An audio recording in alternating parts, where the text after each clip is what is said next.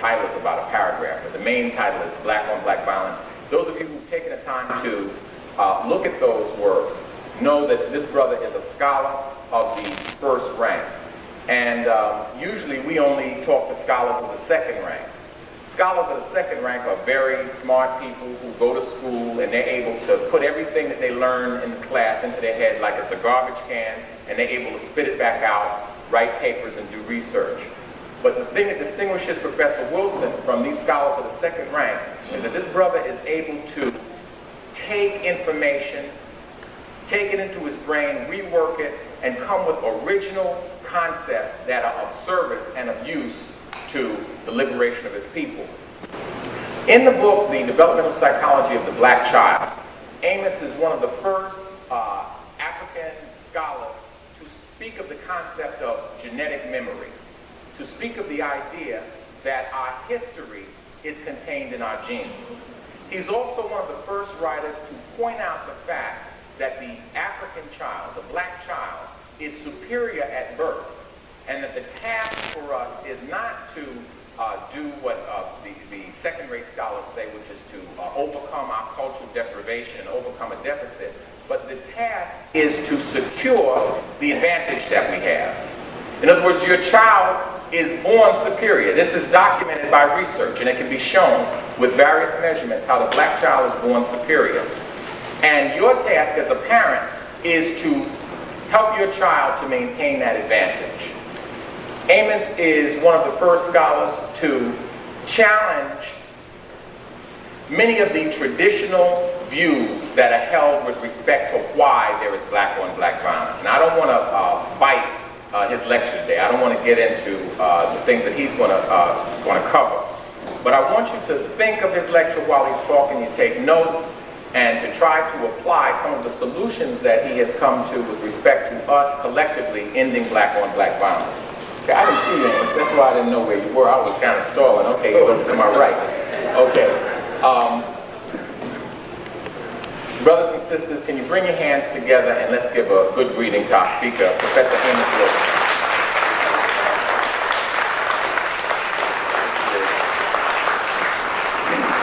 Thank you very much for your welcome.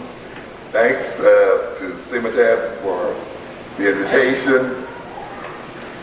And it's a pleasure to talk with you here again today. I'm going to talk a bit today here about black on black violence, causes, effects, and cures. Related to my current publication, Black on Black Violence, the psychodynamics of black self-annihilation in service of white domination. And the title is somewhat lengthy, but I thought it was necessary to add that subtitle so that people upon seeing the book would immediately get an idea of what we were concerned here with, and get an idea of what role black on black violence serves in this society that we live in. The black on black violence is not merely an expression of personal and individual anger, or just merely the result of a psychopathological personality, but is more of the result of a psychopathological social system.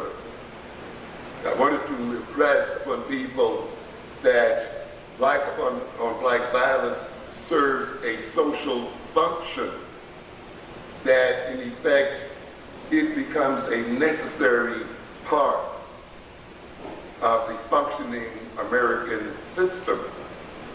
In a sense, it operates to maintain this system.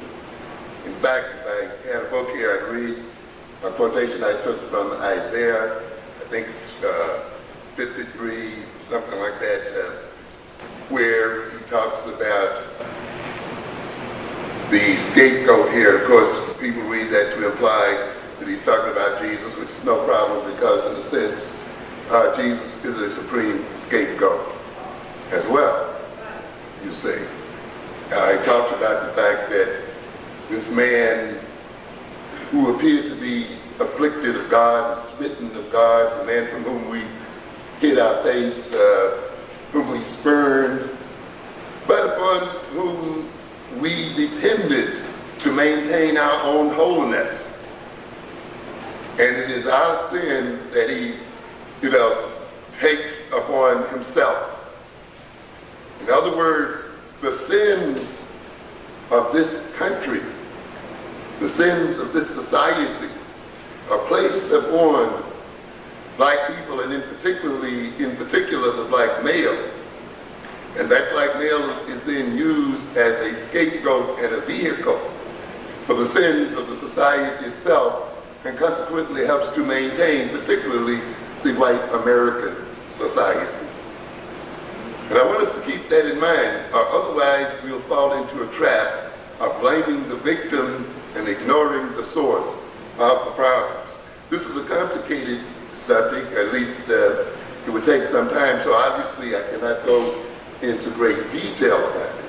So today I'm essentially going to offer an outline of what I see as some of the causes, effects, and cures for black-on-black violence. Hopefully then you will keep this outline in mind and meditate on the outline and fill in the details, which I will not have time to talk about today. The thing that I try to emphasize again and again is that when you talk about black issues regarding African people, that you talk about them in terms of the context in which they occur. Many of us who are well-intentioned often get involved in discussing issues confronting our communities, in exploring solutions to the problems that we discuss, and find often that our solutions do not work as well as we would expect them to. This is often the result of the fact that the discussion takes place outside of the context of the reality in which we live as people.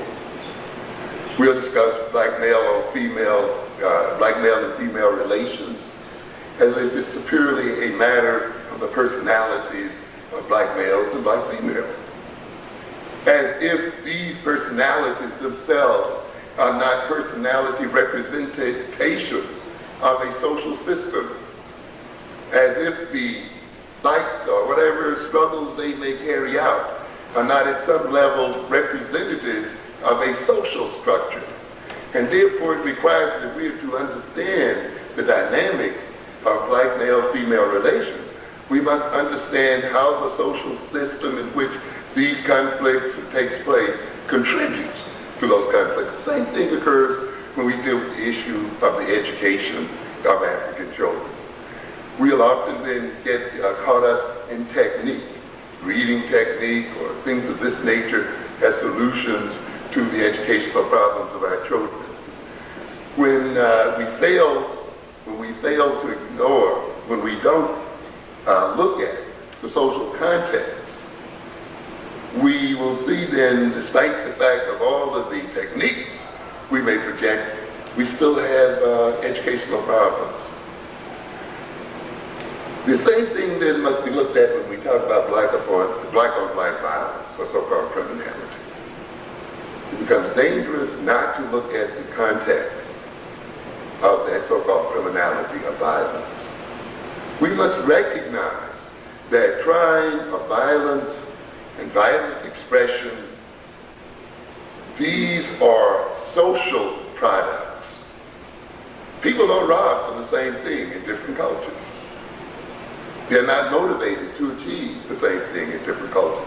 In other words, the very objectives of a criminal activity, the very objectives of violent activity is socially determined. So what people rob for, or what they decide to steal, the kind of black market activities they enter into and so forth, is determined by the cultural context in which they live, which indicates then that at bottom, the source and motivations of crime and criminality and violence and so forth is socially rooted. If you ignore the social context, then you will get engaged in blaming the victim. and seeing then certain people as innately criminal. And of course, this is what this society would like for us to do, so that we can engage in self-blame and not deal with the system itself and the contribution it makes. It wants us to engage in this kind of thinking so that we can no longer perceive those that lead the society as the true criminals, and to deceive us into believing that this society itself is not crimogenic. That is, it is not the source of crime. Black-on-black violence is a manifestation of white-on-black violence. And to a great extent, it is a reaction to white-on-black violence. America is founded on violence. America is founded on the most gross criminal and savage activities of any other nation. You know, we often deceive, if you read white business publications. In fact, one evening I was with a couple of friends and we were looking through the New York Times magazine, and they were talking about business organization, management technique. And if you looked at it closely, it would appear that the whites were saying, we are where we are because we have management genius. And we know how to manage businesses. And we've taught the world management skills, marketing skills, advertising skills. And we're just great business people. Then another friend of mine, though, indicated, but they didn't tell you how they just came over and at the end of a gun took this country. And that the ultimate basis then for their being in business is not management skills. It's not the fact that they have MBAs from Harvard and Yale, or the fact that they go to the Wharton School of Finance. That's far after the fact that these people engage in wholesale murder, wholesale rape and robbery. And this is one of the realities, you know, we have to learn as people. We don't want to face the harsh realities of the way the world operates. And we don't want to look at nations and societies and their origins and recognize that when you look at them, you will see them originating in theft and robbery, rape and murder. Those of you who even read the Bible will look and see the Israelites taking another people's land. Even though they said they were promised that land, they still had to fight and they still had to run the inhabitants out. The inhabitants didn't say, welcome Israelites, it's yours, we're going somewhere else. No, they had to fight wars. And you'll see later on, some of you heard Reverend Butts talking this week, of where their God told them that they had the right to go into other nations and kill everything living. Cats, dogs, mules, cows, the whole bit. And wipe them out completely. And if some of you know the story of Samuel, you will see what happened there to King Saul when he decided to bring back some animals. And Samuel says, what? I told you to kill what? Everything. And Saul will say, well, these are nice, you know, how can we kill all of these? He had nerve enough to bring back the king of the country. He says, no, the rule was what? You destroy everything. And he sat there, and I believe it was Samuel sat there and chopped the king up right on the spot. And of course, Saul was punished with madness and everything else. What am I trying to say? That we often forget origins. And we often forget that the origins of nations becomes a part of those nations' character. Just as our individual origins as children, and children in families, and children in communities, becomes a part of our adult personalities. The past still remains with us and an operating part of our present. So we see then the origin of America in the murder and the destruction of nations. America began as one of the most dastardly crimes against humanity that has ever been visited upon people. That origin is still in America today. It is the refusal of this society to face up to that original murder and death. It is this society's ongoing attempt to rationalize its killing and murder of Indians that has skewed its whole consciousness today, its morality and its values. They have sought to cover over those criminal activities. And in covering over those criminal activities and denying the original criminal activities, in rationalizing those criminal activities, they lie to the people of this nation, and they create a false consciousness and a false sense of reality in the people of this nation, and consequently they continue their crimes. And they stimulate ongoing crime within their own society. The other origin of this nation, of course, is the enslavement of our people, the extortion of the labor from our people, the manslaughter of our people as they came across the Middle Passage, the misuse and abuse of our people. This nation then was found upon the degradation of two major sets of people, Africans and Native Americans. This country today is still trying to deal with its origins. Someone tells me this current movie, Dancing with Wolves? You'll see a nation going through the same kinds of attempts to cope with guilt and conflict as you see in individuals. One of the mechanisms individuals use when they're dealing with conflict and traumatic events in their lives, of course, is fantasy. And in a sense, we can look at movies as a type of fantasy. They have never come to terms with what they did to Indians. So now, of course, they're going to try to repay their debt for the dastardly deeds they did by running a movie and projecting the image of the Indian in a positive sort of way. I haven't seen the movie, that's what they tell me that they're trying to do there. You see?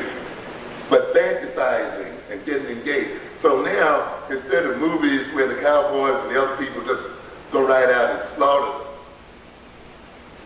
and use a theme that's quite interesting in and of itself, that is, we killed the Indians because they were savages. We never quite think about the irony of that kind of statement, right?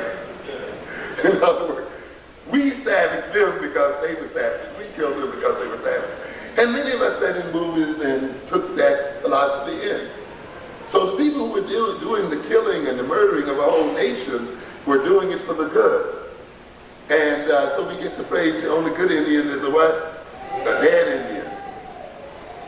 You see. And now we see the nation wrestling with these fantasies, renaming the Indians and doing movies and so forth. But it won't wash. It won't wash. We see again then the fantasies that it plays with in terms of African Americans. Now what am I saying then? That as you say in your churches, as we say in psychotherapy, it becomes very important in order for the person to escape their sinful existence, to escape the psychopathology that may be dogging them. It becomes important for them to literally fess up, to come clean and confess their sins, and to atone for what they have done, and to admit the wretchedness of their existence.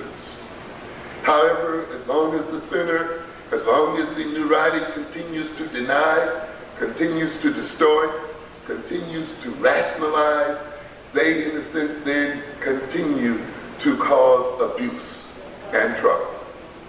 And they continue to do harm and violence to people with which they're in contact. So in a sense then, since white America has not yet admitted its sinful nature, admitted its criminal nature, since it tries to rationalize its basic criminality, it must then continue to project criminality on other people. It must, in a sense, tried to make African people responsible for their own enslavement, just as it tries to make the Indian responsible for their own decimation. In other words, then, you have a racist psychological character assassination that is ongoing. The continuing assassination of African people, which you're talking about here today in terms of the Post and other newspapers, the continuing assassination of African people on radio, TV, magazines, and every media is an attempt for whites to continue to justify the original crime of enslaving and abusing black people.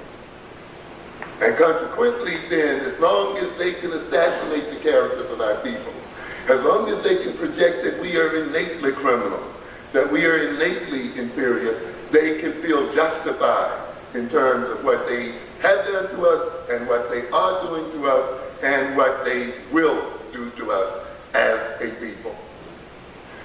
In order to deny their own criminality, they must then project that criminality on to other people. And you will see then a standard feature of white American society is that of projecting criminality on non-white people. Black people, Indians, Iraqis, it doesn't matter. As a matter of fact, a part of the New World Order is to demonize the third world and use that world as a means for attacking it and exploiting it and maintaining empirical control over it. And it will do that by demonizing and criminalizing non-white people. We've seen it in Panama, we've seen it in Grenada, and as I mentioned, we've seen it in Iraq. And now you can bet your bottom dollar that these people are in search of other enemies at this point. Because you see, ladies and gentlemen, the military-industrial complex is a complex that needs a chronic enemy, because that complex has become so vital to American economic stability.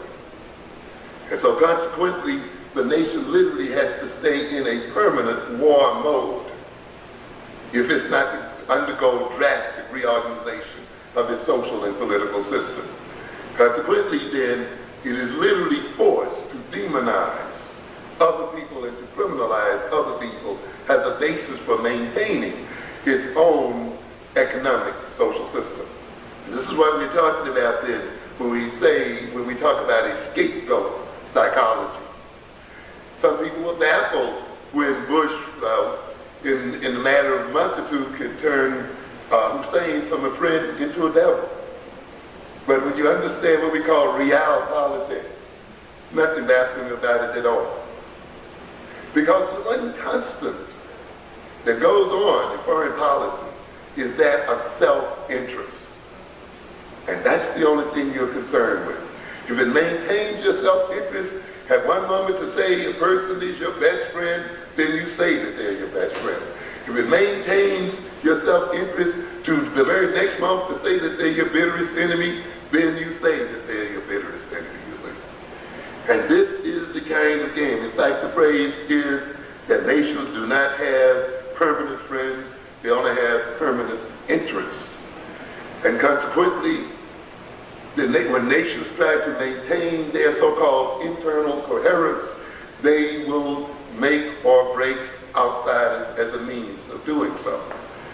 The black community then within this nation is used as that kind of regulating mechanism. It regulates the wholeness of the white community by performing the role of the scapegoat. This nation continues to practice direct white upon black violence. We see it, of course, in the lynching that occurred in Howard Beach, the lynching in Bensonhurst, the lynching in various other communities in the society.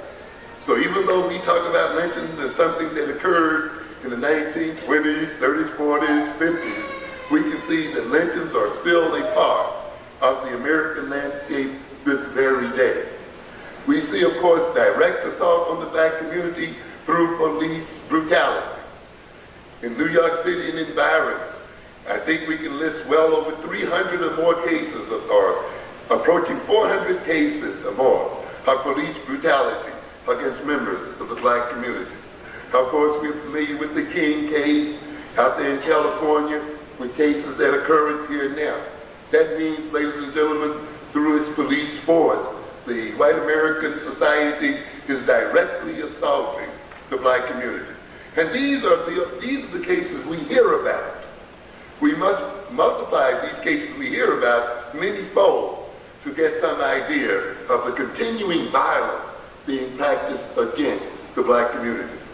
We see violence even once it is practiced, as in Vincent, her son, who returned home, which is quite a twist on the mythology we read about, by the way, comes home and finds 3 white males robbing his house and is murdered by these 3 males. These males are arrested, indicted, the first one taken to trial, convicted, I believe of second-degree murder or something like that, and the judge gives him probation. And of course, we're familiar with the Bensonhurst outcomes. This is a major violence against the black community. This kind of injustice sends all types of messages to the white community, of course, to let it know that it basically can attack the black community with impunity. It sends a message to the black community that we are extremely vulnerable, that our abuse will not be repatriated or will not be paid for, that we will suffer further injustice to being attacked as a people. It means then that the message is being sent out that we ourselves are unworthy people, and that we ourselves were fated to be the objects of violence of other people. And there are other implications I don't have time to go into today.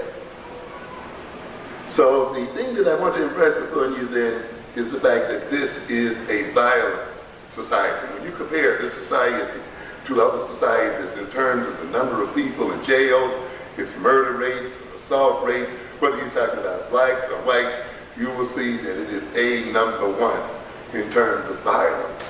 As I think Ralph Brown said, violence is as American as his apple pie. And that is very true. And when you have then a violent society, it produces violence. When the white American society then projects criminality on black people, that is, stereotypically sees blacks as criminals, this is not a mere ego defense where they do that just to justify their treatment of blacks. You must recognize when a segment of the society is very powerful and has material and other influence over the subordinate segments of a society, their projections are not mere accusations. They are not mere stereotypes. They are not mere projection of negative images. When they have the power that they have, these projections presented by these powerful people become what we call creative efforts. In other words, they create and bring into reality the stereotypes that they project. Because in deceiving themselves and in making themselves perceive the black community as a criminal community, as an inferior community, in controlling then job opportunities, in controlling other material aspects of black life, in controlling education, in controlling health services and so forth, they then will organize these services, they will dispense these services, these jobs, and these opportunities in line with their projections, in line with their perceptions. And therefore, they will create the material, social, and psychological conditions for driving large segments of our communities into criminal behavior. This, of course, is what we then call the self-fulfilling prophecy. Once the so-called criminals are created, then they use their concrete existence to confirm their projection in the first place and to justify what they were doing in the first place, and now you get caught up in a vicious cycle and a loop out of which it's difficult to break. And this is the kind of game that we are caught up in. America, being bred in violence, having originated in violence, as I've indicated, still practices violence very directly, but it also practices it insidiously and indirectly through what we call benign neglect. I think that's Monahan's term, right? Benign neglect. How can neglect be benign? Particularly on the level that he was talking about. You know, I just see people who are willing to pay taxes, who are go into a panic on April 15th and are in terror of the IRS, you know, rushing down to the post office at midnight, making sure they get their taxes in. People who will have unemployment, insurance, or whatever your compensation paid out of their checks, Social Security paid out of their checks before they can even get their hands on them, who will pay sales taxes and all other kind of taxes and pay lotto and all this kind of thing, and yet accept the idea that the government should not be concerned with their welfare. Whose government is it? Whose money is it? And yet who feel ashamed when they may be unemployed to go to their own government and ask for aid and feel that they have the right to receive aid. The wealth and treasury of the government is a commonwealth. What kind of society is it that lays its wealth into a common treasury and then makes its citizens feel ashamed to benefit from that treasury? What kind of people are we that we buy that kind of philosophy? What kind of people are we that will have a nation that leaves some 30 to 40 million people uninsured in terms of their health, so that they can be devastated or not even be able to visit a clinic or a doctor, and yet saps them for money at every turn? This neglect then is not benign.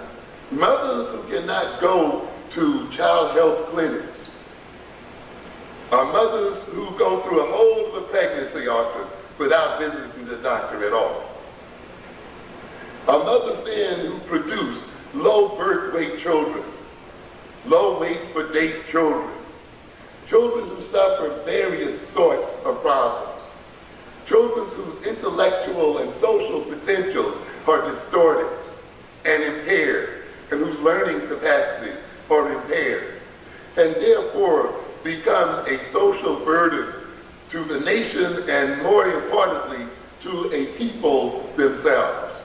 And yet we see this kind of thing going on. Let's look a minute at health neglect as stated by LaSalle Lafave in the State of Black America, 1990. In spite of a century of overall improvement in the health of Americans, statistics show a persistent negative disparity between the health status of blacks and other minorities and that of the population as a whole.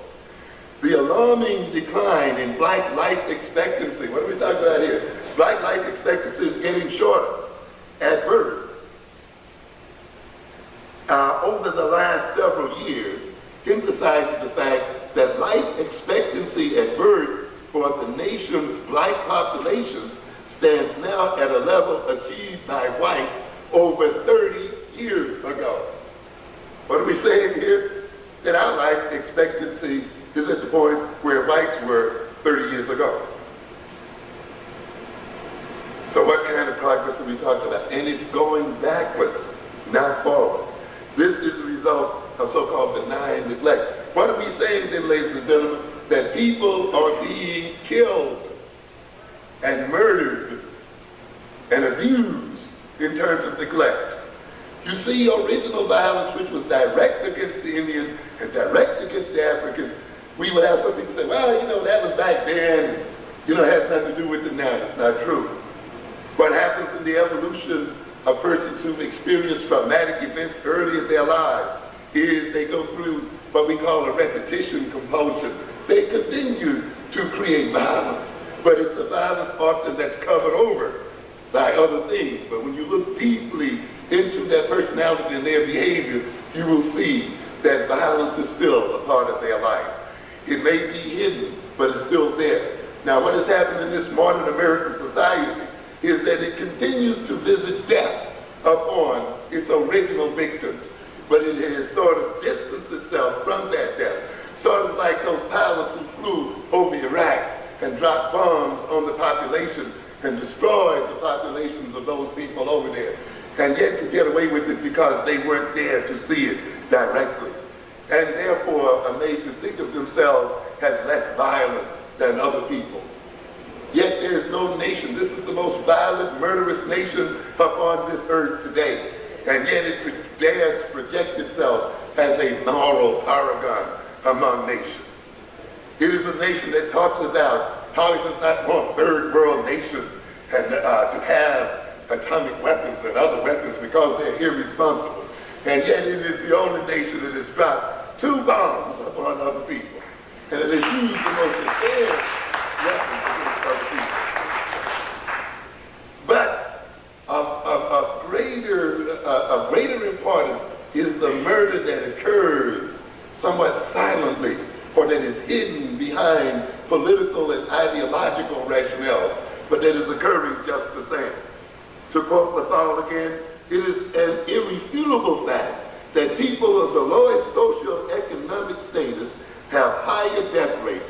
Almost every form of disease and disability is more prevalent among the poor. So to be poor is not to suffer from a mere absence of money and income.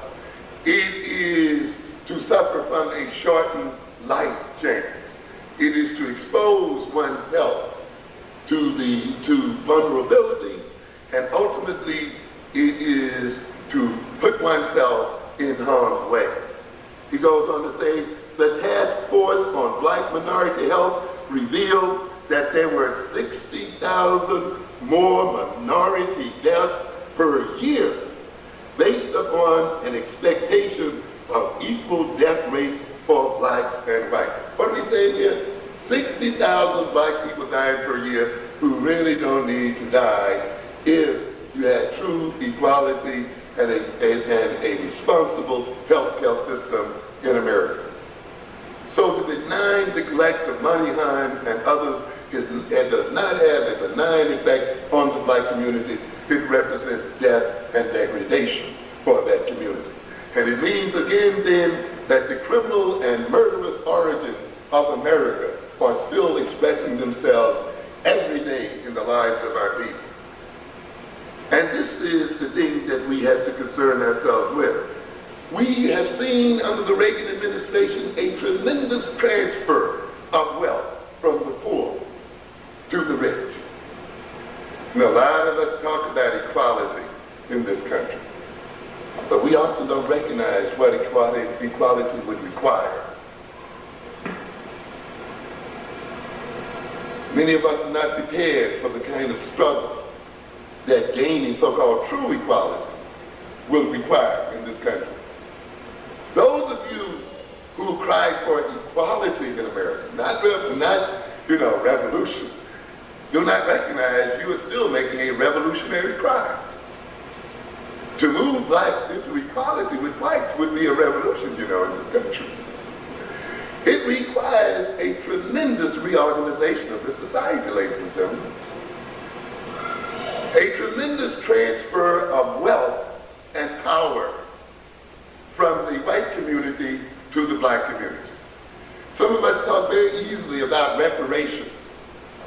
Well, reparations, of course, means what? A transfer and movement of tremendous sums of money and wealth into the black community from the white community. It means as well almost a complete reorganization of the white community's perception of black people and its relationship to black people. And there's serious questions as to whether white America is willing to undertake that kind of transfer of wealth and change in perception. It can pay Indians as long as they're out there on the reservations. But can it really pay black Americans and at the same time provide equality in this so-called system? I doubt it very seriously.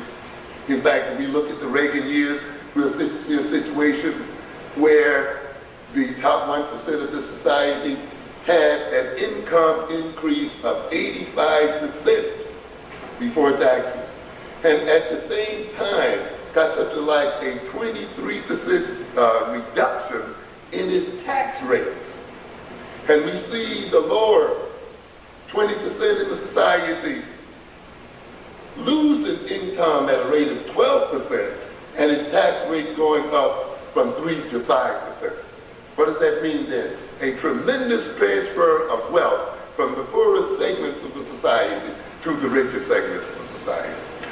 I think there's a portion in my book where I make the comment that really, when you look at so-called criminals in terms of class, I said something like, the poor rob houses and the rich rob nations. And this is what we have here. The rich rob the nation. They don't have to mug in the street. That doesn't mean that they're less criminal. Just means that they have another means by which to rob. Why knock somebody in the head when you can work for an SNL and just rob the whole people and make them pay the bill?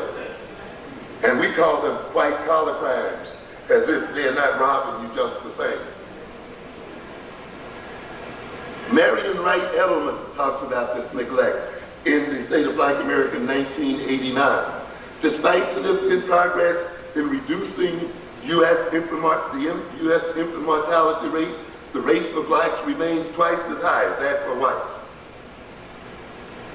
In 1986, where white babies died at the rate of 8.9 per thousand, non-white children were at 15.7, blacks were at 18.0 per thousand.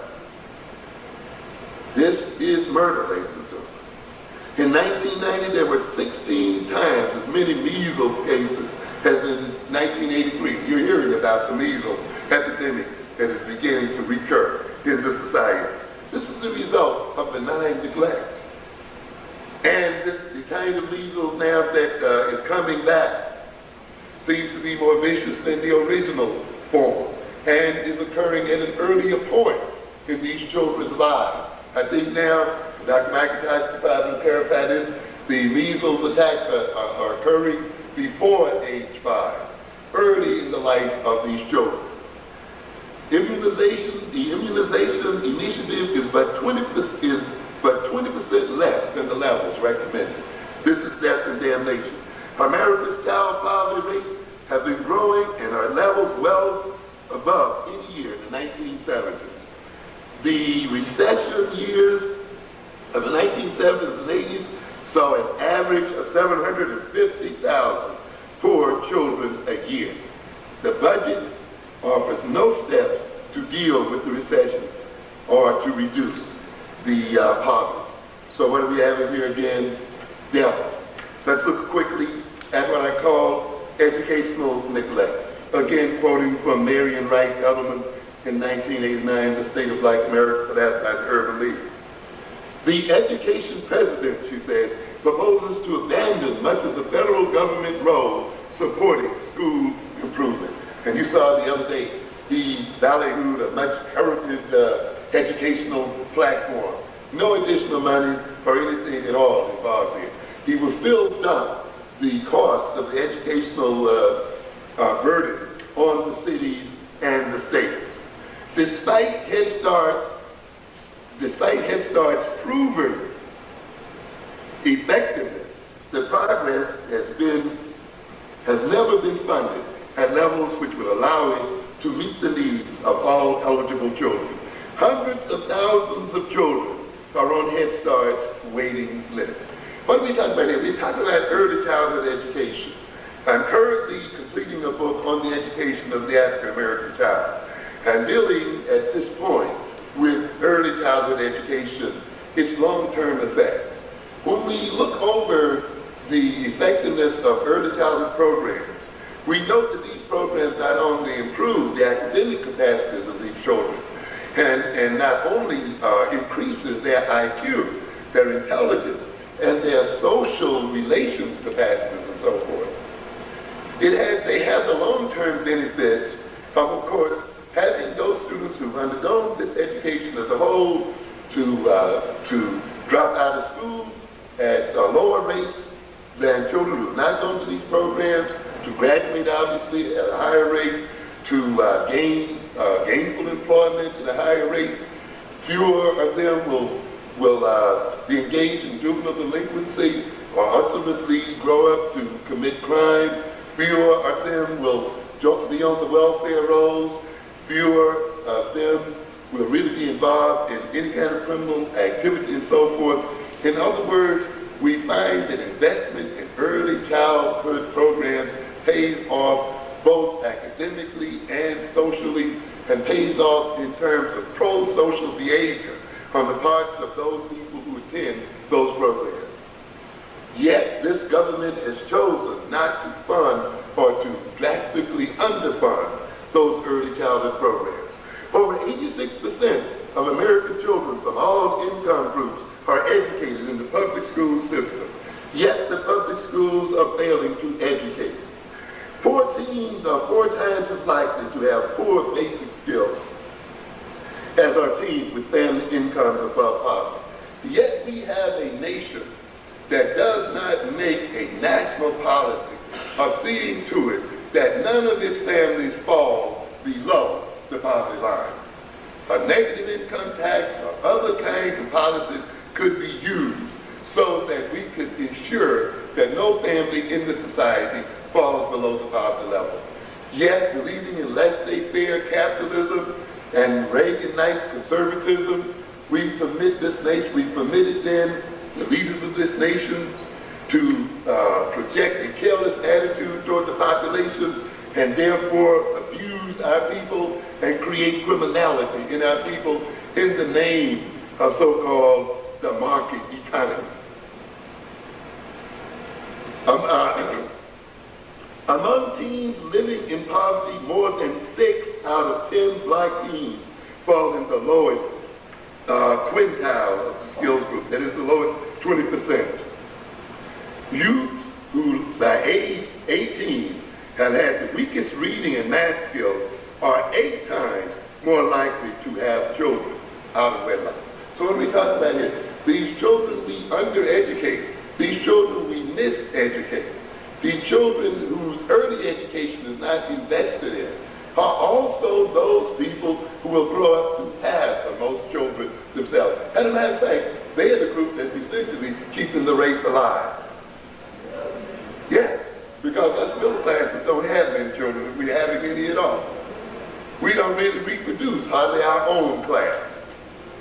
And yet we're letting people produce and maintain the race who are the least fit in many ways from a cultural point of view, who are the least supported by the society, their children.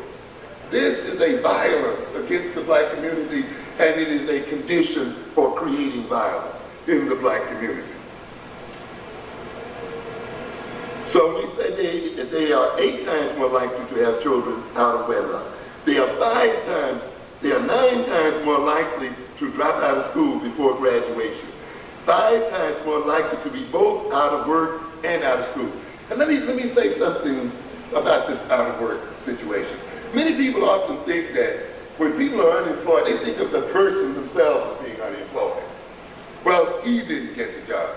Keep this in mind, ladies and gentlemen, when he is a father or she is a mother, you are unemployed in a sense a whole family. When a young man is not getting a job, you're talking about a young man who, though he's had a child out of wedlock, cannot marry because of the uncertainty of his income or the instability of his income. Not only then is he reluctant to marry, or is the woman reluctant to marry him because she doesn't see any material gain as a result of marrying him, or the system organizes its support to her in such a way that says, in a sense, you have to keep them outside in order to get minimum support. In addition to that, a psychology is produced within the family. When a man is unemployed or a woman is unemployed, there is a psychological dynamic that develops in the family. The man's dealing with his own masculinity, his own inability to provide for his family, his concern with his authority, which is based on his ability to provide. The attitude often of the woman, he's still thinking often that he should be the final word and the final authority, until one day she tells him, I'm earning the money in here. And I'm the one who's responsible for keeping this family alive. So, you know, he has to sit back. Now, out of that, of course, often comes a man who's going to insist that he's the last word, and often may insist in a way that brutalizes or abuses the wife and creates all kind of psychological abuse within the family itself. What am I saying here then? In a system that does not provide for the employment of this population and does not support those that are unemployed due to no fault of their own, that system creates negative family dynamics. It creates stresses within family systems. It creates stresses within communities. It creates traumatic relationships between people. And out of these stresses and confusions and uncertainties and so forth arises violence. And that violence is going to occur within that family, within that community, within that race. And then we'll have the outside community saying that this family or this race or this group is violent innately, that we have nothing to do with it. We have here then that these youths who are out here dropping out of school and so forth are 4 times more likely to be forced to turn to public assistance for basic income support. Young women with 4 basic skills, whether black, white, or Hispanic, are more than 3 times as likely to be parents as those with average or better skills. 18 and 19-year-old men with 4 basic skills are 3 times as likely to be fathers as those with average basic skills. The federal Chapter 1 compensatory education program supports remedial education programs serving poor children, but this cost-effective program, that is, if you invest on the front end of these children's education, these children will come to contribute to the society and cost the society far less than not investing. But we have a system here, and we have a state here that is paying now almost $50 million a month for prisons, and yet will cut the budgets in schools, as we see here in New York City, will cut budgets in city universities and its universities and schools, particularly now that they are black, and then pay out millions and millions of dollars in order to incarcerate black males. It's a backwards type of system. By investing, and they're willing to pay from from $30,000 to $50,000 a year per inmate to put a black man in jail, and they have millions of them in jail, as a matter of fact, so many that they could make up a city as large as Detroit. They're willing to make that kind of investment, but will not invest $4,000 a year per child and reap the benefits thereof, which lets you know, ladies and gentlemen, that there is a deep factor of racism involved in the way the government dispenses its income. Time is going rapidly here. Let's see then. So they fund these programs to only about half, the low-income students in need of its assistance. Between 1979 and 1985, federal funding for Chapter 1 dropped roughly 29%. Chapter 2 served only 54, Chapter 1 served only 54 students for every 100 poor school-age children in 1985, down from 75 students in 1980. So 1980, yes, we're getting a regression. So let me sum up this segment here. What I have said so far then is that America originated in violence, and that violence still expresses itself in both direct and indirect ways. It expresses itself in the form of so-called benign neglect. It expresses itself in terms of the cutting of programs, the transfer of wealth, the underfunding of education. It expresses itself by the kinds of psychological dynamics it creates within the black families and in the black community. It expresses itself in terms of the general values of this country.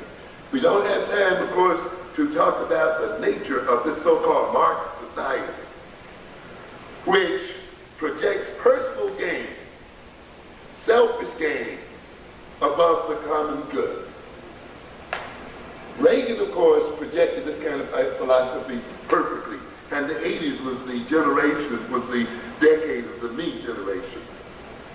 It produces desire, and if you have a chance, you read in my book about the production of desire, how the society creates desires in our people that it cannot fulfill.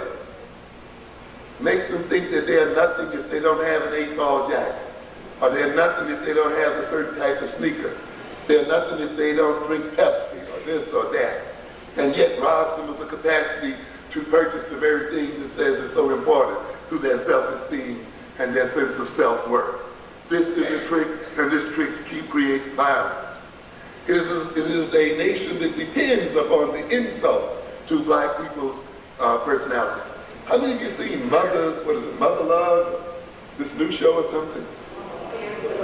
Yes, good. But what I heard, I haven't seen it, but what I heard it's a miserable show. Someone said that she did a little interview with somebody on that show, I think an athlete or something, who claims that he went into a store one day, a white-owned store, and he asked the price of a shirt, and the white owner says, well, you don't need to bother to ask about that because you can't afford this shirt, and he walks away, and the white girl comes over, he asks her again, what's the price of the shirt? Well, this shirt is $275, and this one is $200, and this one is so forth. Give me 10 of them, he said. Now, what's going on there? Of course, being an athlete, he has plenty of money, right? But what's the psychological dynamic operating here? A man reacting to what? Insult. You see? But he reacts to his insult with a, I'm going to show you kind of thing. And this is the kind of game that black America is caught into. Tony Brown says, if you want to get a black person's money, insult him first. Then he'll give it to you. So the very person that insults you is the very person you go back and give your money to try to get rid of the original insult. That is why they will never release you from the insult, because the insult is too lucrative. You see, this is the kind of game we have. Dealing with the insult that has been placed upon us by the projection I talked about earlier. We overbuy, overconsume, and we get a rush when we give the very people who insult us most all of our money. Now let's look then at the next category, and I'll go rapidly through this. As I said, I can only give you an outline here. As a result of the projecting onto us by this white American community, as a result of the direct and indirect violence practiced upon the black community, there is a psychology produced within the collective psyche of that community. Those psychological states include a sense of powerlessness and hopelessness. And when I talk about hopelessness, I'm not just talking about where you just give up. Certainly there's hopelessness that breeds apathy. But there's a certain hopelessness that says, well, this is a white man world, he always had it, he always will have it, so I'm going to go to get the best I can within that parameter. That's sort of like middle class kind of hopelessness. So you don't lay back and give up, you work real hard, but you don't work to overthrow or take power from the people who rule over you. You just work and see how you can manipulate their power and use their power to gain yourself some status. That is a form of hopelessness too, as well.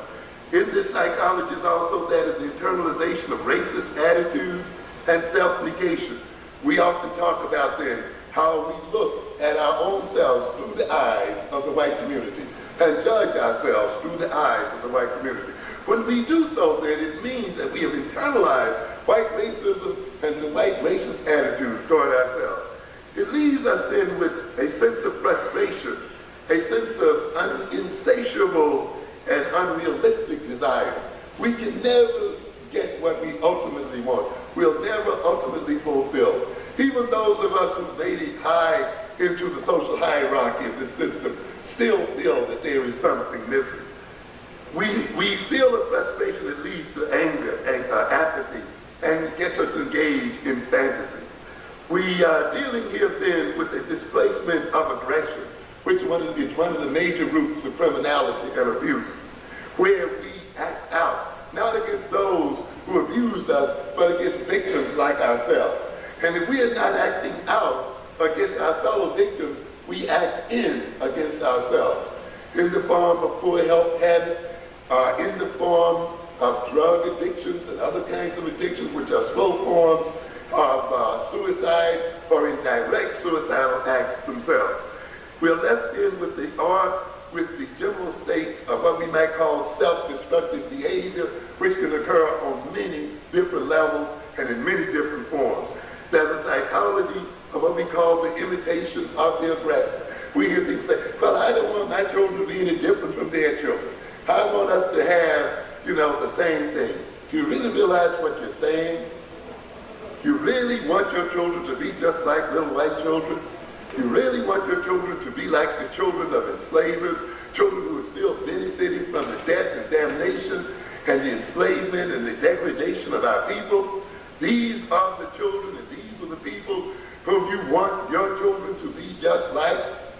You mean you want your children to share equally in a system that is built upon, what I said earlier, the death and murder and degradation of other people, that is still living upon the interest rates that involve the murder of our people? Then you're saying you want your children to become engaged in criminality the world over.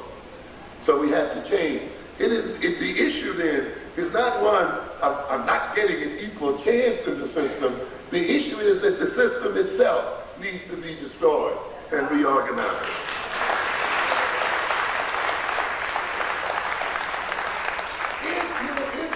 If you're going to imitate white folks, then you become a part and parcel of their criminality. And that's why our black men and women were in the Middle East.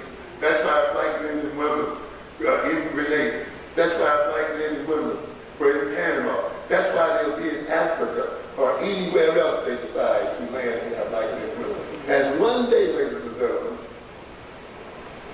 if you let them go to war against black people in Panama, if you let them go to war against black people in Grenada, if you let them go to war against non-white people in the so-called Middle East and black people there, and go to war in Africa against black people, you're going to look up one day and your own sons and daughters will be going to war against you here in America. Check it out. Because the psychology is already okay. So we have to recognize then this imitation of white is not a healthy goal for our people. And therefore those who imitate whites, and I show in the book there that the black-on-black violent criminal is a white racist man in blackface. When you look at the psychology of the black-on-black violent criminal, you will see that it is the same psychology that motivates the white racist. It is the psychology of the people who killed Indians. It is the psychology of people who enslaved black folks. It is the psychology of people who will use and abuse other people to achieve their own self-centered and self-concerned goals. Another part of that psychology, of course, is alienation, self-centeredness, and short-sightedness. Chronic and acute stress, interpersonal and intrapersonal conflict, confusion, and uncertainty. Compensatory reactions, the denial of reality, and the distortion of reality. I want you just to keep the outline in mind here because we're wrapping it up. We're going in there from what? The origins of this nation, and murder and degradation, the direct violence of this nation, the indirect violence of this nation, the kind of psychological state that it puts black people in as a result of this kind of violence. Now, the people who are at the point of destroying themselves the most, if we can say that, or who we see destroying themselves to a very great extent, are those youngsters between the ages of 15 and 24. It is in some areas of this country, I'm quoting from the New York Times here recently, in some areas of this country, it is now more likely for a black male between his 15th and 25th birthday to die from homicide than it was for a United States soldier to be killed on the tour of duty in Vietnam. The figure showed that the rate among black males was rising fastest among those ages 15 to 19, indicating that violent death was becoming increasingly a problem among adolescents. I wish I had time to talk to you about what that means. It means the very crop, the cream of the crop of the race is being destroyed before it can even move into manhood. And just think about the psychological implications of that. Men who will not marry, men who will not produce families and so forth, or people whose death create traumatic events within the families when they are killed, or kids who murdering other kids create traumatic psychological situations within their own families. Think of the amount of social stress and trauma that occurs both to the families of those that are killed and to the families that contain the killers. And you will see then that a killing of a young man on the street and the young man that kills him is something that spreads out through the community as a whole. It is not a mere incident between two people. It is an incident that involves two families, families of people, ultimately communities of people, and ultimately races of people. Now then, I'm mentioning this because I want you to see that the psychology that I just mentioned of frustration, displaced aggression, of internal racist attitudes, and these kind of things, when you combine that psychological state, which is common to all of black folk, regardless of class level, with adolescence, you get a lethal mixture here. Because what are the major problems of adolescence? Now, I'll just name them, I won't explain them. Think about what an adolescent is involved in at that point. He's involved in issues of self-concept. Who am I? What am I? He's usually, in this culture, in an identity crisis. Who shall I be? What will I be? Gender identity crisis. Am I a man or a woman? What does it mean to be a man or a woman, and so forth? He's involved with his sexual identity. They're involved with self-esteem. They're involved often with rejecting the norms of the society. They're involved with issues of masculinity. They're involved here with their body image, with their emotional lability. That is, you see this moodiness often in many adolescents as they struggle to bring their emotions under control. They're engaged in trying to gain social acceptance to deal with their peers. They're engaged with the alienation that occurs during adolescence. They're engaged with how they're going to use their intellectual and cognitive capacities. They are questioning the morals of the society. They're having the values conflicts. They're concerned with their vocational choices, their clothes, their cars, symbols of status, and invidious comparisons between themselves.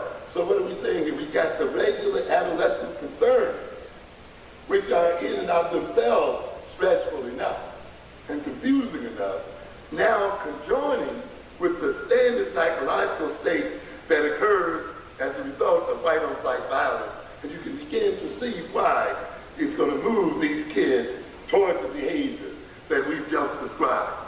Now then, it is not enough, though, just to see the psychology of us in general and see the psychology of adolescents in general. You must throw one more thing into the pot to bring these ingredients together and produce what we call a synergistic reaction. That is where a group of substances or a group of causes combine to produce a larger cause. Whereas these causes by themselves may not create as much of a problem. When they join with other causes, they bring about a major problem. That is, we have to now look at the context in which black-on-black violence occurs. We find many many of us comparing ourselves as adults. When I was young, we weren't this way, we weren't that way. These youngsters today are this way and that way. Every generation of youngsters is different from the prior generation. You have to keep that in mind. Because every generation of youngsters is living in a completely different social and cultural context than the prior generation. So when you're comparing yourself to the youngsters, your early years with these youngsters, you must remember the context in which you existed as against the context in which these youngsters exist today. And I think you will begin to realize that these youngsters are dealing with a context that's far more devastating in many ways. Let's look at that context. They're dealing in the context of unemployment, poverty, overcrowded, ghetto life. Many of us still remember rural existence, southern existence, small community existence, family existence, and things like this. Well, now you're dealing with urbanized youth, the largest percentage of them put into the cities of this country. So they're dealing with urbanization. They're dealing with the post-industrial age, which means all of the industries have been shipped out of this country. A large part of them have been shipped out. In the old days, when you dropped out in the 8th grade, you could go to the factories, you could go to the automobile plant, you could go to the dockyard, you could go to the stockyard, you could go here and there and make a decent living. Those things are not out there now. You see, and you have to see what that means. We're in an information processing age. Today, basically, you're either processing information and data or you're on the lower level service job. There are hardly anyone in between. And the black community is getting ready to be crushed again because this country is making a treaty with Mexico and Canada where it is getting ready literally to ship out the rest of its industries and leave this country almost completely de-industrialized. And if the black community does not wake up and realize what is going on, we are going to be in a major, major squeeze. And an example of that squeeze, of course, is Detroit. And if you look at what's going on in Detroit today, you will see it is a major part, the result of the moving of those industries out of Detroit and leaving black people in those situations. Rising expectations. This is the context. Family dissolutions. Up until the 1960s, we were still talking about two-headed black families. You got youngsters now who are dealing with, we're bringing it here, who are dealing here with what? Single-headed families and all this.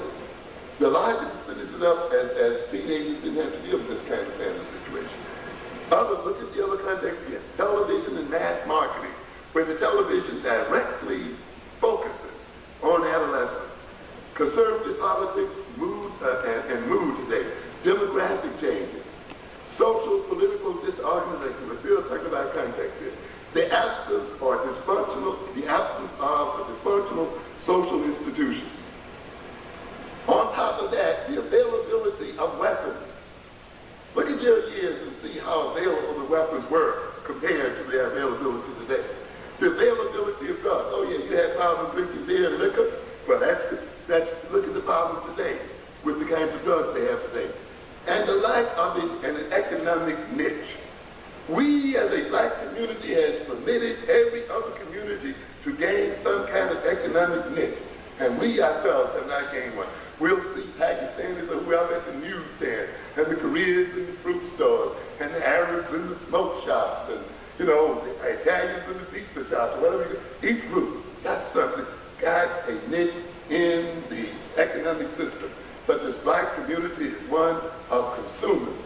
And consequently, because it has no outstanding niche in the economic system here, it has nowhere to place its children. And in a sense, by not having an economic niche, we literally put our children in a situation to create one, and often the one they create is that of selling drugs. What are my recommendations here then? The recommendations are this. If we're going to get rid of a lot of this black on black violence, we train the children in conflict resolution skills, and I'm taking this from an article by Carvell in The State of Black America, 1990. Community board programs, community-based programs for youth and family counseling. Support for families is very important that families get support. We need to reduce acquired biological factors, that is head injuries and other kind of injuries that are also the causes of violence. Control firearms. Enhance racial identity. We don't have time. But on the other level, we have to make some changes in family, cultural, and educational changes. We must produce antidotes to these psychological states. We must make appropriate education and job training available to our people. We must reorganize the values of our children. We must help them to gain insight into themselves and to discern evil from good. We must train them in frustration, tolerance, self-control. We must give them long-term cultural and personal goals and transcendent goals. We must develop a nation within a nation. We must educate them in regards to drugs, in regards to media manipulation. We must educate them in terms of police, and we must engage in reorganizing police activities themselves. From the level of police action, political action, we must try to get these conservative administrations out of office. And these Democrats who suddenly become neoconservative must not continue to depend upon the black vote. We must lobby for our early childhood education programs, protest vigorously when the state reduces programs that are important to our community, and of course continue to press for civil rights, and those of us who claim we know better should run for political office and not complain merely because others are in those offices not doing what they should.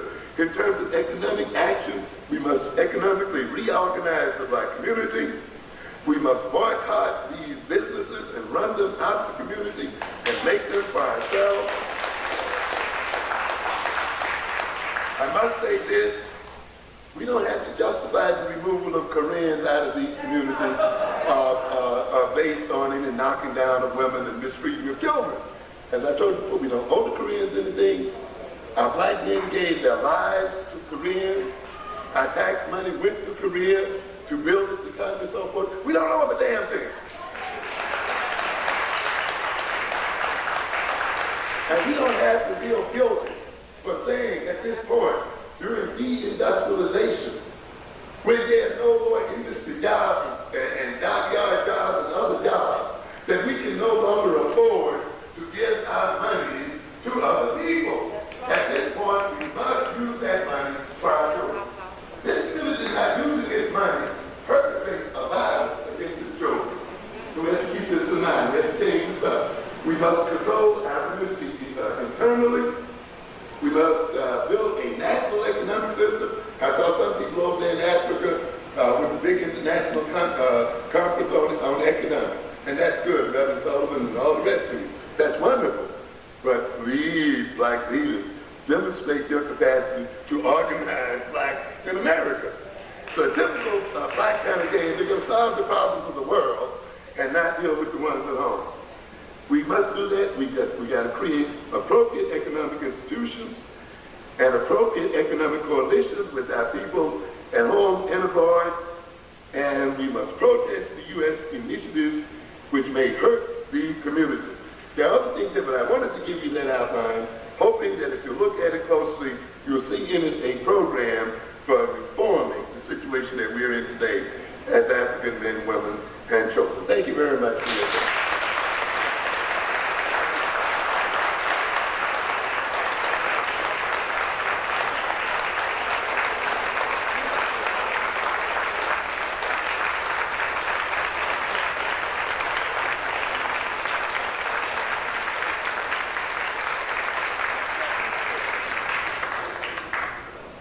Oh, Amos, I want to thank you so very much for that marvelous lecture. I just want to move along very quickly because I know you want to ask him a few questions.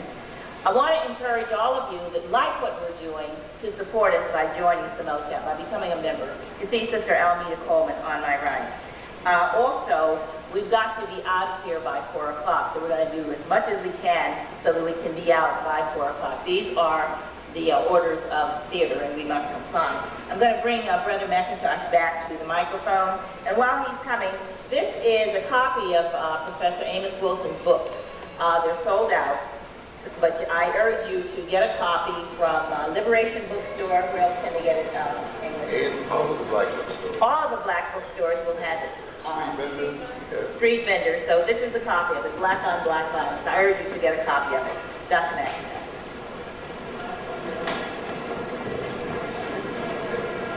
Okay, brothers and sisters, Brother Amos touched on something right on the end that is in line with what I'm getting ready to present to you right now. I want to do a quick vote on certain things that SAAMR is doing to find out whether or not you are for it, whether or not you support it, whether or not you think that it's something we need to do. Keep in mind the word need, whether it's something we should keep doing. Do you think that we should keep mailing the announcements to our programs, that when people call and want the addresses and phone numbers of the radio stations where racist media is being perpetrated, that we should mail those things out? How many people think we should still do that? Raise your hands. Okay, good. You can do it by applause. That's the same, just as good. How many of you think that we should have a telephone to answer people's requests about, clap your hands if you believe that, okay? How many people think that we should continue a monthly lecture series in which we have speakers of the caliber of...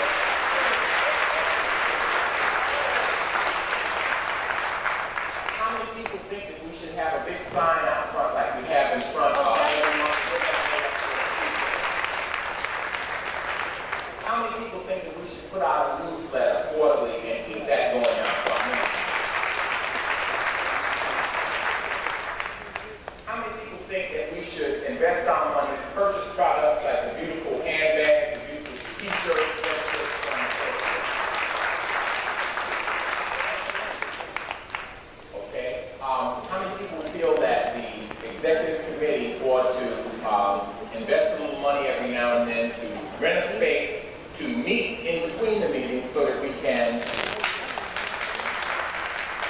put that section here that is not available? And Brother Carl Clay, isn't able to make it available to us sometimes. How many people think that we should donate to the church that allows us to use the space that we use? Last question. How many people think that we should give an honorarium or some money to the speakers of the caliber of Amos Wilson who come and speak to us? Okay. Then if you believe that we need to do that, instead of me going through the jokes that I usually go through about, you don't have to pay money to go across the bridge, just stay home and I'll write your doctor's note and all that. Let's be serious adults about this particular thing. There are people who said to me that it's embarrassing for SAAMR to beg for money. And you're right. But we have been called, and Amos alluded to it, of people who buy what they want and beg for what they need. You have all applauded and told me that you believe we need those things that I just said. And because we need those things, I've got to ask you for some money right now. I'm asking you for some money, and I'm not at all embarrassed. If anybody's embarrassed me, please save your embarrassment for yourself. You're walking around with jeans with Calvin Klein's name on your butt and embarrassed about me. Be embarrassed about yourself if you're embarrassed about SAAMR having to ask for money. We have to ask for money because we have these things to do, so that we don't have to go to the city or the state or the federal government or go begging anybody to let us stay in there. We're going to have a roof over our heads. Now, because we've been pushing the building fund, we haven't asked for the money for our operating expenses. I just did a review for you. The telephone, the message service, the mailing, the newsletter, all those things are things that cost money, and we have to support it. If you're wondering where that money is going to come from, how many people out there have HBO? Clap your hands. Come on, tell the truth. Okay. One of our SAAMR members, but he's very well known to most of you. He's an author, a writer in his own right, Claude Brown. Claude, would you want to...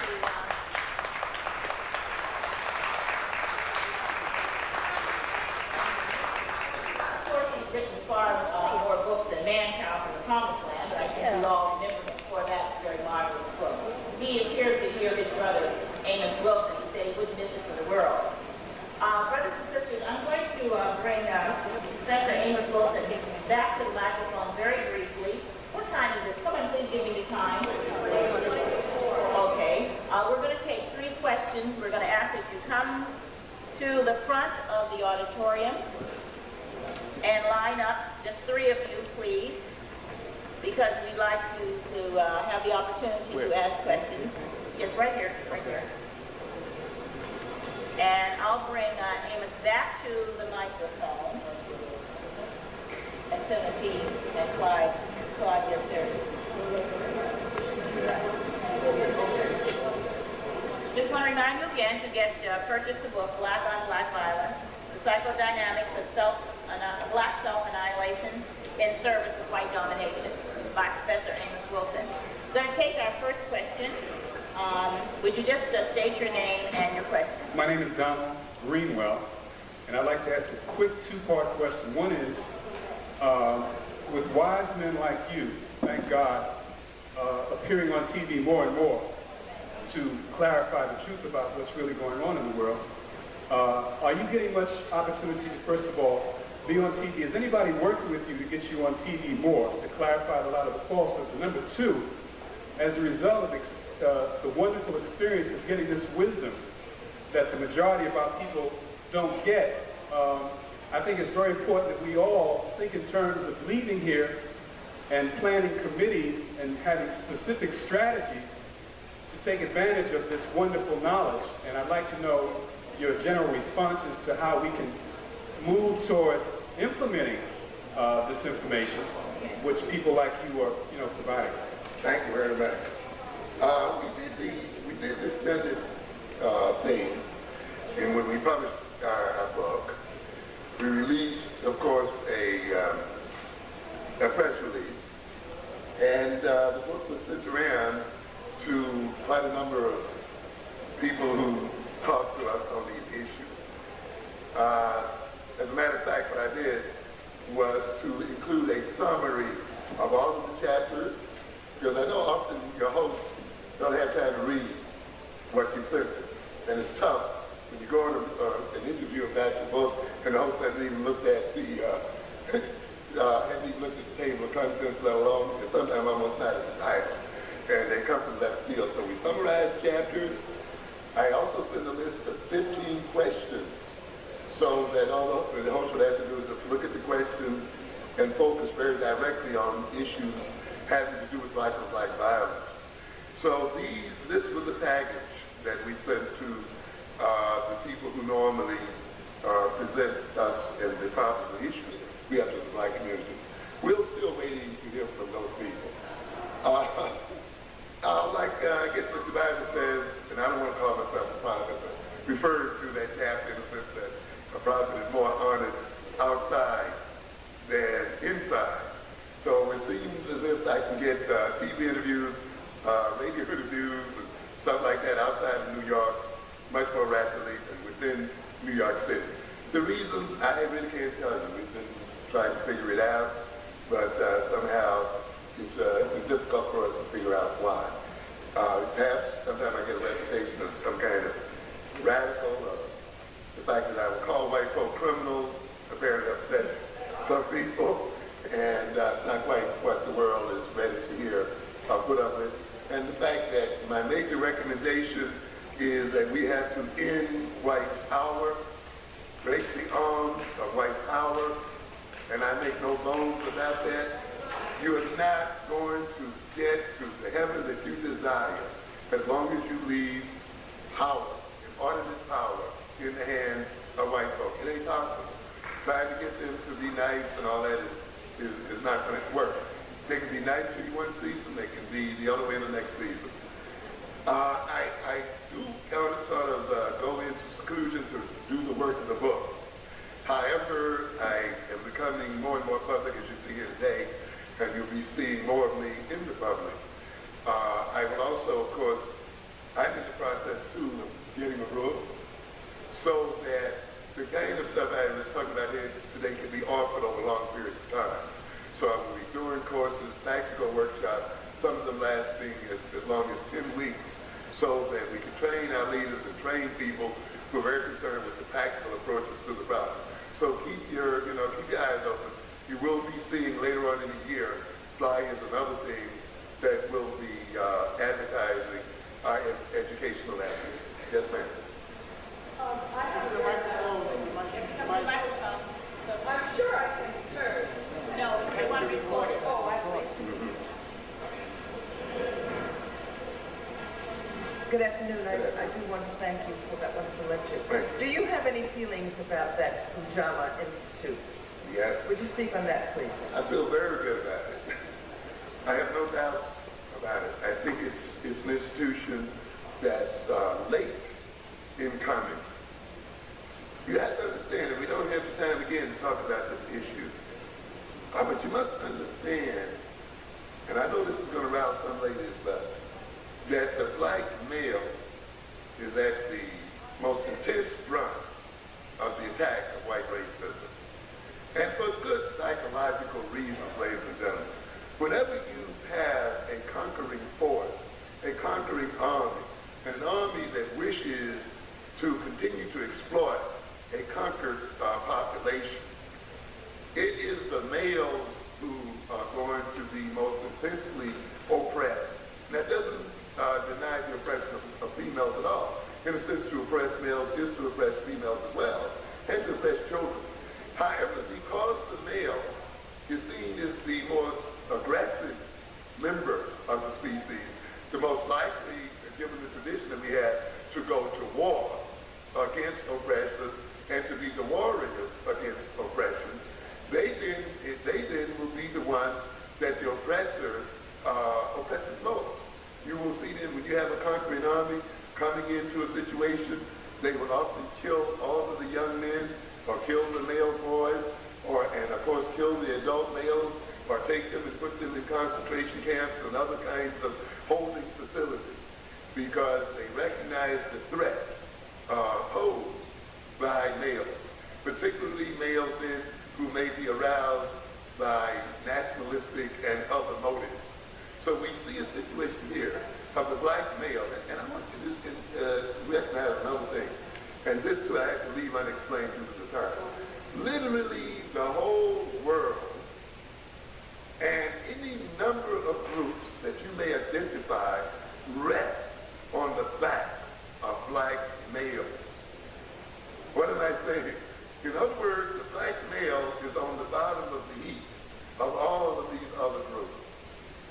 And consequently, you will see these other groups being disturbed at any instance where black males look like they're beginning to come together and act in concert against those who oppress them. And I've seen, when I've been out at meetings, and a bunch of us have been at a table, you can see the fear and the curiosity of people trying to figure out what it is about these black men. People get upset when black men have exclusive conferences.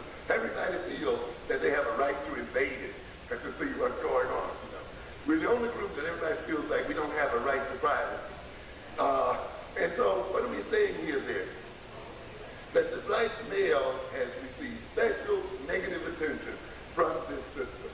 Consequently, that male has to receive special positive attention from the system. You have to also realize that within the African context, the black male has always received separate training from females. So we're not away from our culture, of our tradition, or our tradition.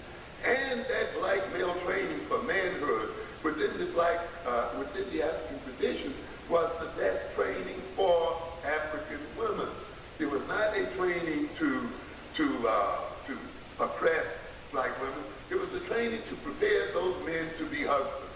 It was a training to prepare those men to be adults, training to prepare them to function positively in their environment and so forth. And consequently then, our reinstituting this kind of training is no violation of our tradition, and it has very viable reasons why it should be done. One of these days I'll get a chance to talk to you about education and try to get you to understand the tremendous difference between African-centered education and the common education that you get out here today. It's very, very different. It's not enough just, and we should do it, introduce history into the curriculum. The education of our people must be reorganized from top to bottom, you see. And we don't have time. I wish I could talk to you about it. But the education of the black male, as Reverend Sharp said one day, I see people then object when these black males are in these special ed classes. You know, nobody objects to that. Nobody objected when the black males were in 600 schools, you know, for the emotionally disturbed and what have you. Nobody objects, you know, when they're in jail and in these other places. But as soon as you say that you're going to take them somewhere, give them a positive image, give them a positive self-concept and positive self-esteem, and you're going to train them in their history, you're going to train them in knowledge, you're going to train them in the knowledge of their enemy, you're going to give them skills, you're going to train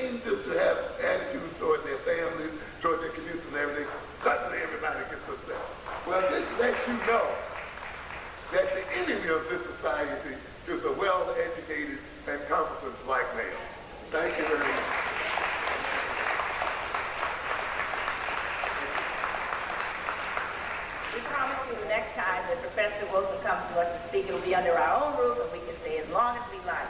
I'd like to thank this wonderful audience for $927. You were very, very... We're going to bring our forum to a close, but I'd like to say that any member that's sitting in the audience that is one of the original 100 who gave, the first 100 to give to the building fund, we have your certificates. They're all signed. So as you leave the auditorium, would you please go and pick your certificate up and also check to see if your accounts are in order. We thank you so very much for coming out this evening. We thank Black Spectrum, and we thank Ms. Najima for her assistance, and Carl Clay and everyone. And we look for you on the 18th over at Bethany Baptist Church. Get home safely.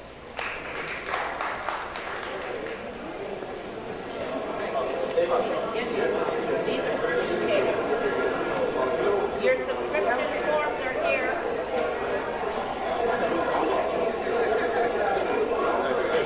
If you're interested in entering the podcast, our forms are right here. Are you running? How are you? Thank you. You wanted to take today? Vanessa, let me ask you a question.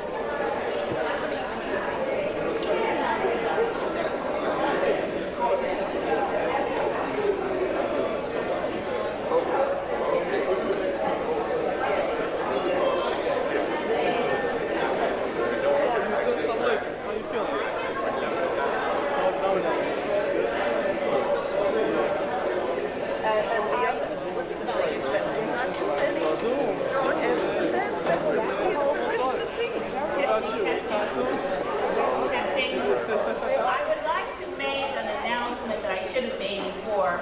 The St. Albans Chamber of Commerce will hold a Memorial Day Unity Parade on Memorial Day. And if you'd like to participate in this parade, please contact the St. Albans Chamber of Commerce, where Purcell Bailey is the person that you need to speak to.